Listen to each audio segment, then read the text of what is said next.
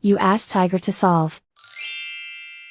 This deals with linear equations with one unknown. The final result is x equals -3/2. Let's solve it step by step. Group all constants on the right side of the equation.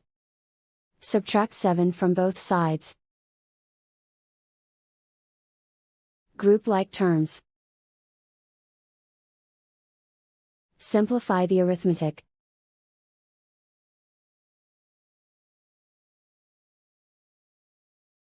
Isolate the x. Divide both sides by -4. Cancel out the negatives. Simplify the fraction. Move the negative sign from the denominator to the numerator. Find the greatest common factor of the numerator and denominator. Factor out and cancel the greatest common factor.